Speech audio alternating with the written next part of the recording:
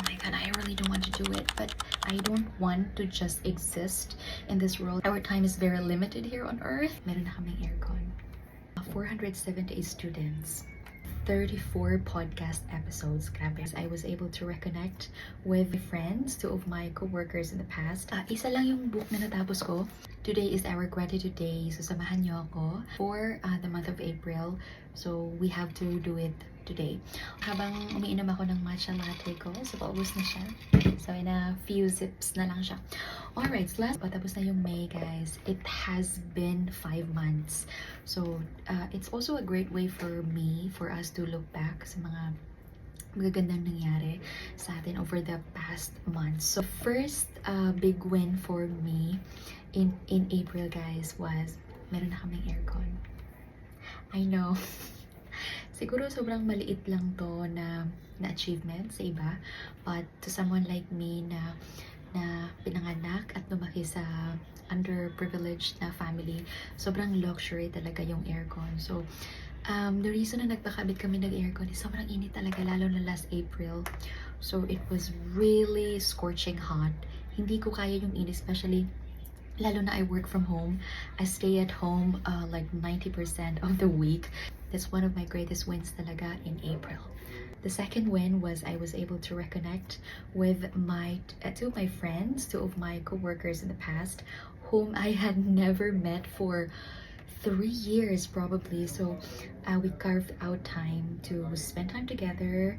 Nag-prepare ng masasarap na pagkain si Mamang. Thank you so much, Mamang. And Teacher Leslie was also able to go there, and we just talked, especially kagaya ko na you work from home. So, ang hirap magkaroon ng gateway or outlet for us to connect. So, it is highly recommended for you to connect with your old friends or family members that you haven't met in a while now. The third win for me this April was I was able to conduct 478 students. Yes, 478 students lang in April, which is good. Probably because it's exam season in South Korea last March. So, yung mga estudyante ko nagpapahinga, yung iba sa kanila nagta-travel. So, yeah. So, that's the third win. Also, I have my 3 new students in April. So, lahat ng trial classes ko, there had 3 trial classes. So, lahat sila nag-enroll. Thank you, Lord. The fourth win, oh my goodness, I was able to listen to 34 podcast episodes. Grabe.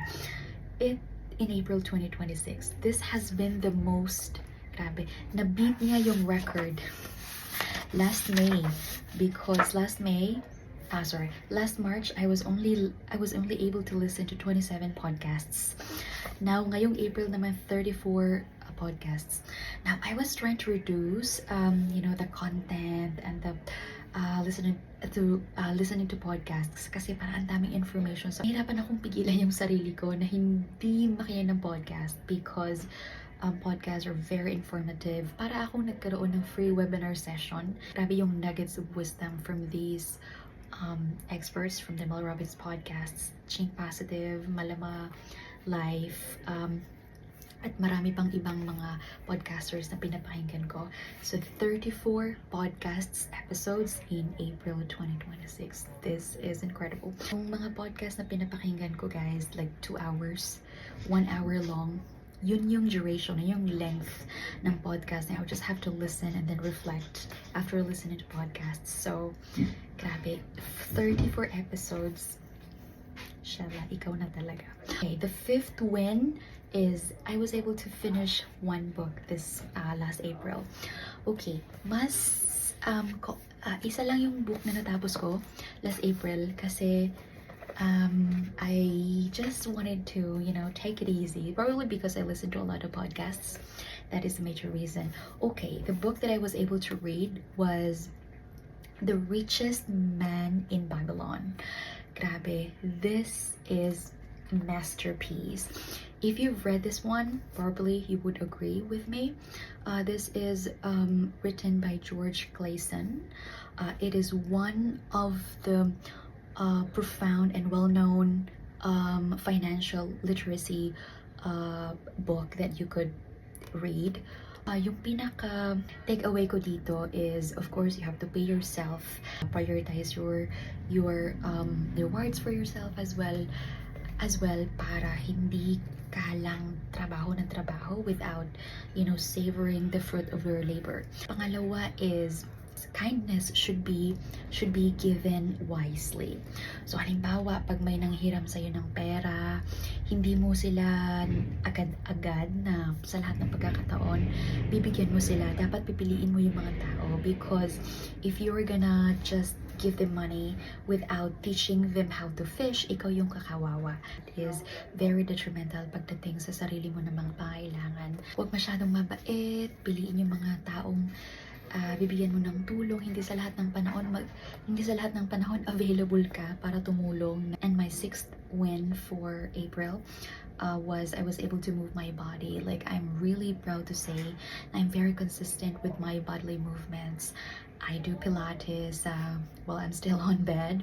So I do some yoga before going to bed. I do breathing exercises. I was able to consistently do my outdoor walks, forest bathing. So proud akong sabihin na I'm very consistent with my movement, guys. Like 5 minutes lang yon. There were days na my body was really heavy. Na ayoko talagang mag-exercise. Parang, oh my God, I really don't want to do it. But I was really glad na I was able to be consistent, and talagang pinilit ko yung sarili ko to do the task that I have to do. And I highly encourage you guys to do reflections, to be more intentional with your task, with your day. Kailangan natin na magkaroon ng pause for us to introspect kung ano ba yung mga accomplishments natin, kung ano yung mga shortcomings natin, or kung ano yung mga challenges in the past, for us to have that recognition and awareness talaga. Awareness is everything. Actually, marami akong nakalimutan na mga wins ko pala for the last months. So that is why I intentionally do this reflections every last day of the month, or para I should be reminded na may mga magagandang bagay na nangyari sa buhay ko amidst the chaos, amidst the busy schedule, hectic schedule, sa mga daming nangyari. Kasi parang in just a blink of an eye, parang tapos na agad yun na yun. Parang ano nangyari? So when we try to pause and have that intentional reflections talaga, ma-realize mo, ay marami palang mga magagandang nangyari sa buhay ko.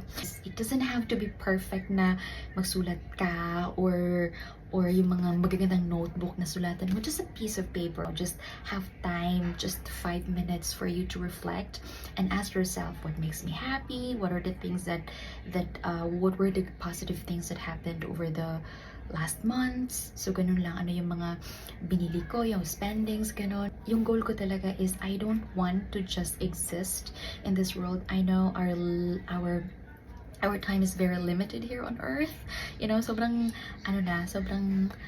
grabe na tong realization na to. But, I hope you will be reminded na do not just exist. Savor every moment.